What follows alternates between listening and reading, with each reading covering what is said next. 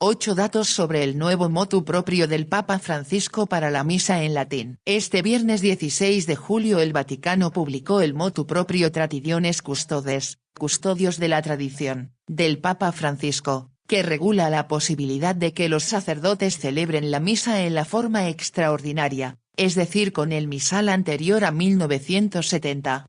La fuente es www.aciprensa.com. Te explicamos en esta nota lo que necesitas saber sobre esta disposición del Santo Padre. 1.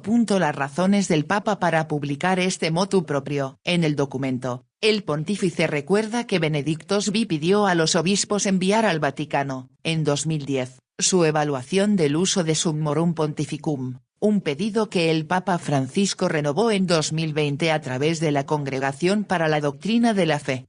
Francisco afirma que publica Traditiones Custodes en vista de los deseos expresados por el episcopado y habiendo escuchado el parecer de la Congregación para la Doctrina de la Fe con el objetivo de proseguir aún más en la búsqueda constante de la comunión eclesial. En la carta que acompaña el motu proprio, el Papa afirma: me entristece el uso instrumental del misal romano de 1962, que se caracteriza cada vez más por un rechazo creciente no solo de la reforma litúrgica, sino del Concilio Vaticano y, con la afirmación infundada e insostenible de que ha traicionado la tradición y la verdadera Iglesia. Francisco también advierte los abusos de unos y otros en la celebración de la liturgia y por ello pide a los obispos procurar que cada liturgia se celebre con decoro y fidelidad a los libros litúrgicos promulgados tras el Concilio Vaticano y, sin excentricidades que fácilmente degeneran en abusos. Las celebraciones litúrgicas no son acciones privadas, sino celebraciones de la Iglesia, que es el sacramento de la unidad, por lo que deben hacerse en comunión con la Iglesia, recuerda el Santo Padre. 2. El obispo será quien autorice las Eucaristías con el misal de 1962. Por ello, entre las medidas tomadas, está que el obispo diocesano será en adelante quien autorice el uso del misal romano de 1962, siguiendo las orientaciones del Vaticano. Si en la diócesis hay grupos que celebran la misa en esta forma, el obispo deberá comprobar que no excluyan la validez de la reforma de la liturgia, de lo establecido por el Concilio Vaticano y del magisterio de los papas. 3.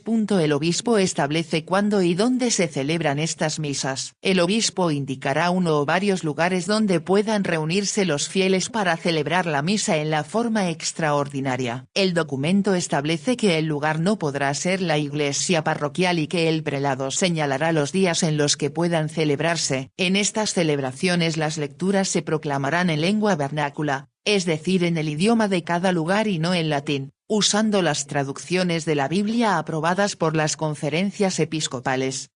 4. El obispo nombrará un sacerdote delegado para acompañar a estos grupos. El obispo nombrará a un sacerdote delegado que acompañe pastoralmente a estos grupos de fieles. Para esto deberá conocer el misal romano anterior a la reforma de 1970, tener buen conocimiento del latín y deberá estar animado por una viva caridad pastoral y un sentido de comunión eclesial. 5. No se creará nuevos grupos que celebren la misa con el misal de 1962. El documento del Papa Francisco establece que el obispo deberá revisar si las parroquias personales creadas para estos fieles son aún útiles y por lo tanto podrá decidir si las mantiene o no. Además, cuidará de no autorizar la creación de nuevos grupos. 6. Los sacerdotes deberán pedir permiso al obispo. Si algún sacerdote que se ordene después de la publicación del motu proprio Traditiones Custodes quiere celebrar la misa con el misal de 1962, deberá hacer una solicitud formal al obispo, que a su vez consultará al Vaticano antes de dar la autorización. Asimismo, los sacerdotes que ya celebran la misa de esta forma deberán pedir autorización al obispo para mantener esta facultad. 7. Cualquier disposición que no se ajuste al motu proprio queda abolida. El artículo 8 de Traditiones Custodes establece que, quedan abrogadas las normas, instrucciones, concesiones y costumbres anteriores que no se ajusten a las disposiciones del presente motu proprio. Esto quiere decir que las disposiciones que sean contrarias o distintas a lo establecido en este documento quedan abolidas. El texto anterior más importante sobre este tema es el Motu Proprio Summorum Pontificum de Benedictus V, publicado en 2007. 8.